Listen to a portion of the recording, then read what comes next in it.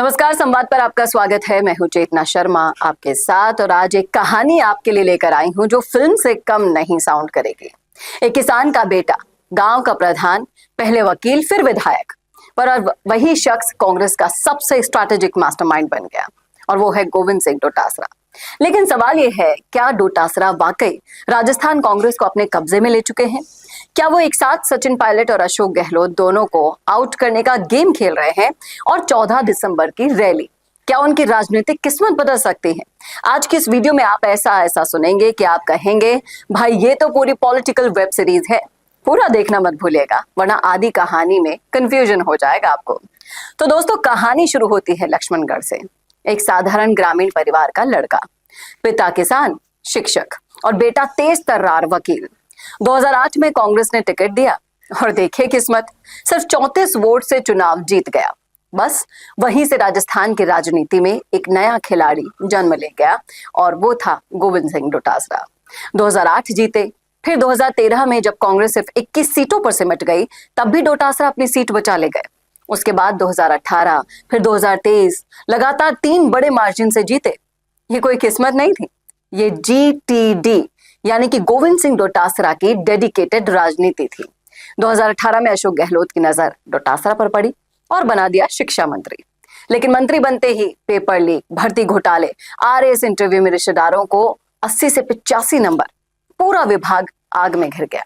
Image बदल गई, किसान पुत्र से पेपर लीक पॉलिटिक्स तक पहुंच गए। राजस्थान की सड़कों पर चर्चाएं होने लगी, क्या सरकारी नौकरियां बिक रही हैं? फिर आया राजस्थान राजनीति का सबसे बड़ा ट्विस्ट, यानी सचिन पायलट बगावत। पायलट 30 विधायक लेकर चले गए थे, लेकिन पहुंचे सिर्फ 19। और गहलोत कैंप में ये माना जाता है कि इस पूरे स्क्रिप्ट के असली राइटर थे डोटासरा। उन्होंने पहले ही कई विधायकों को समझा दिया था कि कुछ नहीं होगा, चुप बैठे रहो। गहलोत खुश हुए और जब नए प्रदेश अध्यक्ष की बात हुई तो उन्होंने एक ही नाम बोला और वो नाम था गोविंद सिंह डोटासरा। यहीं से गेम शुरू हुआ जो आज तक चल रहा है।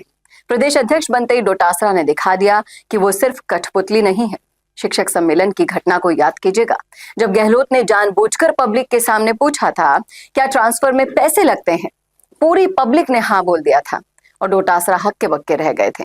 उन्होंने माइक पकड़कर कहा कि अगर 1 रुपए का भी भ्रष्टाचार सिद्ध हो जाएगा तो राजनीति छोड़ दूंगा। लेकिन असली बवाल तब हुआ जब उन्होंने ये कहा कि ये कोई नाती का बाड़ा है क्या?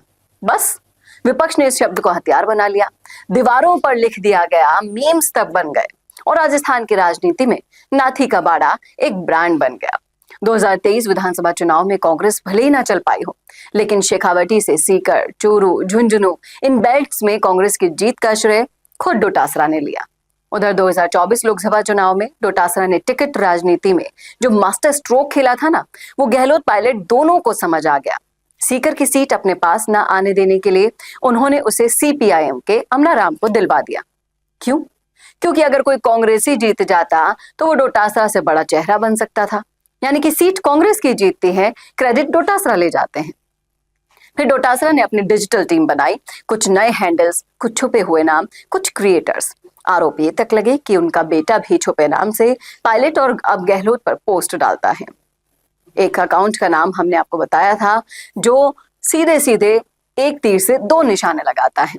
पायलट को ऊपर नहीं उठने देता और गहलोत के विरोधियों को अपने पाले में भी ले लेता है। अब प्रहलाद गुंजल, अशोक चांदना, धीरज गुर्जर, फिर मीणा नेताओं में प्रसादी लाल मीणा, मुरारी लाल मीणा, सबको अपने पाले में लेने की कोशिश की। साथ साथ गहलोत विरोधियों जैसे कि हरीश चौधरी, मिर्धा परिवार, ओला, मदेरना, सबसे रिश्ता मजबूत कर लिया। ये साफ दिखाता है कि डोटासरा 2028 की राजनीति सेट कर रहे हैं। अविनाश गहलोत बयान मामले में भी डोटासरा वेल में कूद पड़े थे। स्पीकर नाराज हो गए थे, बाहर का रास्ता और माफी माफी मांगे मेरा जूता। नेता प्रतिपक्ष ने उनकी तरफ से माफी मांगी थी तो डोटासरा और भी भड़क गए। तब से वो विधानसभा नहीं पहुंचे थे और पूरा फोकस ग्राउंड पॉलिटिक्स पर लगा दिया। अब आता है सबसे बड़ा क्लाइमेक्स, वो है 14 दिसंबर की रैली। डोटासरा का टारगेट 50,000 लोगों की भीड़ और गहलोत पायलट कैंप की दूसरी तरफ गेम प्लान, किसी भी कीमत पर भीड़ 20,000 से ऊपर नहीं जाने देना। यानी कि 14 दिसंबर सिर्फ एक रैली नहीं, बल्कि ये भी तय करेगा कि डोटासरा राजस्थान कांग्रेस का भविष्य है या सिर्फ एक फेस है। तो दोस्तों, आपको क्या लगता है, डोटासरा वाकई 2 बड़े नेताओं को चित्त करके आगे निकल पाएंगे? गहलोत पायलट दोनों मिलकर उन्हें रोक पाएंगे?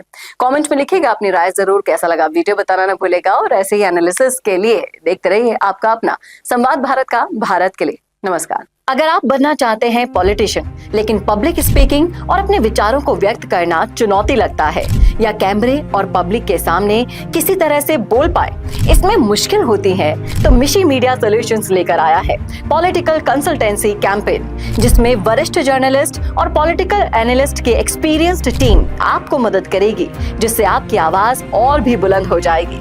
इसमें हम आपके गोल को पूरी तरह से टारगेट करेंगे कि किस तरह से आपको पार्टी पहचाने, आपको उस क्षेत्र के लिए चुने, कैसे सर्वेज में आपका नाम आए, कैसे लोगों के बीच में आपका माहौल बने। ना सिर्फ कंसल्टेंसी हम आपको देंगे बल्कि आपको सारे रास्ते दिखाएंगे और बताएंगे भी, जिससे आप भारत की राजनीति में अच्छे पॉलिटिशियन बनके समाज का सुधार कर सके।